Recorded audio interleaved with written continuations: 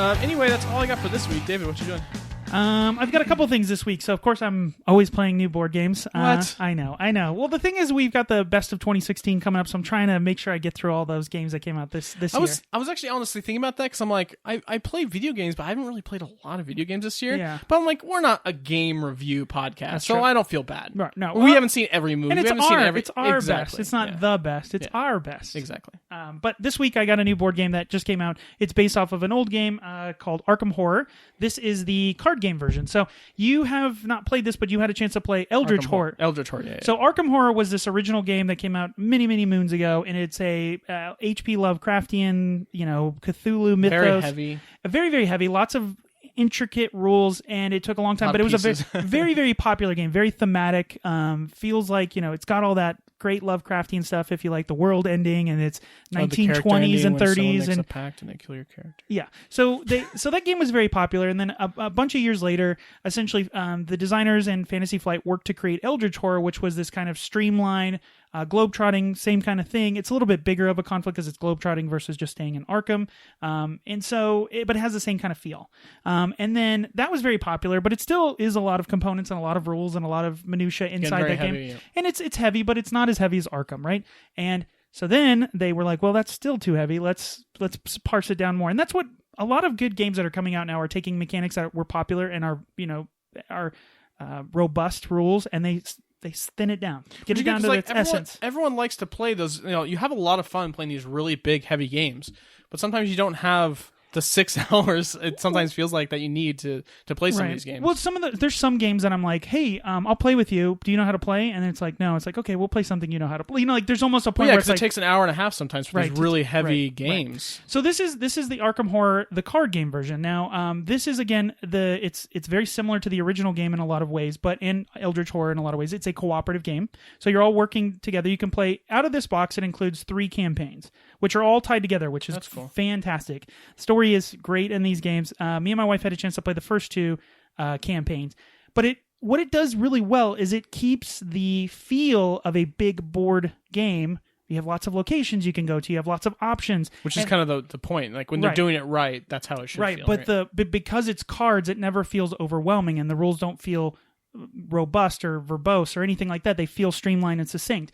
But what's really cool about this game is you pick your character. So there's a whole bunch of different characters. Alyssa was the detective, the guy who's got the trench coat and the fedora, and he's going out on the, and I was the urchin girl who worked who was. Of course you were doing. Right. And I had this pendant that my mother, she went crazy and gave me this pendant, and I love this pendant. So everyone's got a little bit of weirdness in them, but each person starts out with a starter deck of cards. It's 30 cards, just like this feels kind of like Magic. So it's a deck building game, but not in the game, but outside of the game, you get to upgrade your cards. Cool.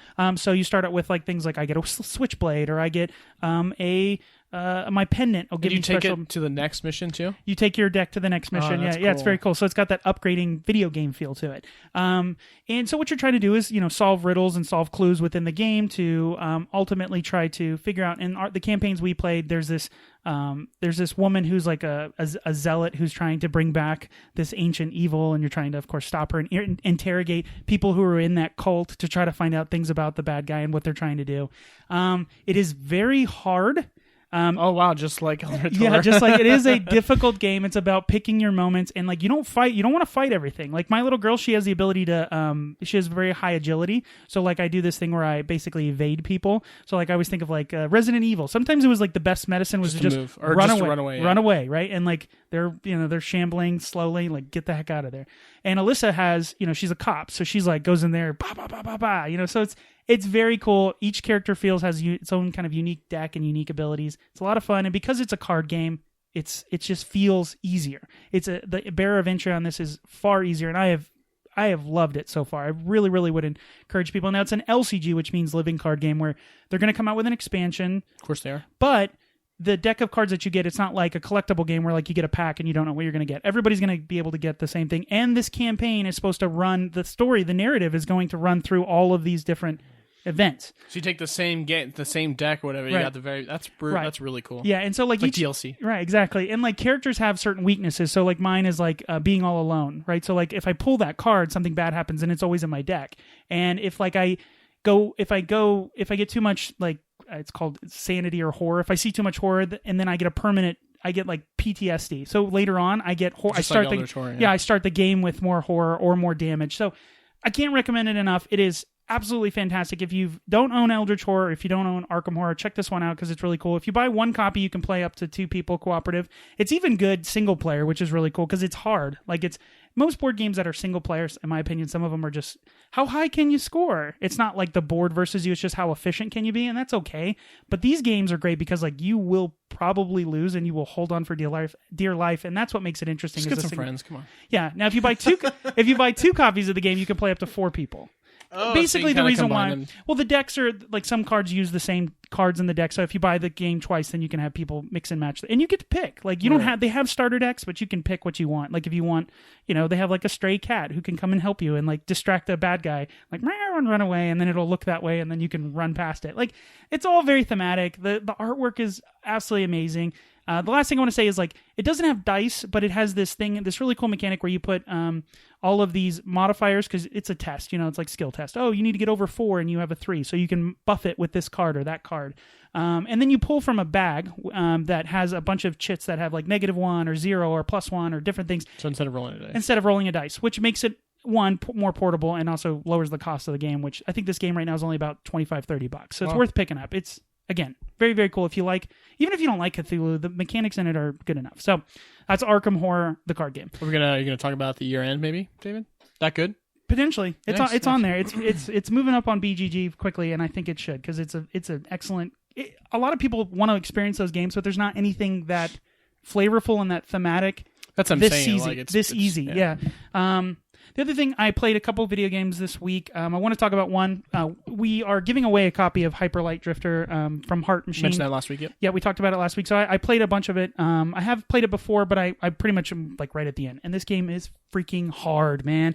But it's fantastic. The one thing I will tell you about this game is it is incredible that like all these indie games that are coming out, like the small teams that are out there that put together these games, it's insane. Like this game should have been made by a big team. Like no joke. It's a basically, and it has like this really deeper meaning in the game, which is, I'm not going to spoil it, but it's like, oh, makes you think. Yeah, it makes you think. It makes you like, oh, that's what happened back then. And so the game is this. It basically top down. Think of like I think I said it before. Legend of Zelda, the one on SNES. You've got a sword. You've got a gun, which you don't have in Zelda, but you have a gun in this game. The enemies are all different types of enemies, and they all kind of have their own little tells, kind of like Zelda and stuff like that. And you're going through this different world to try to essentially activate certain terminals to get to the big bad guys. And there's little bad guys in each. Canon. Yeah, there's different temples and stuff like that. Temples, quote unquote, that you go into.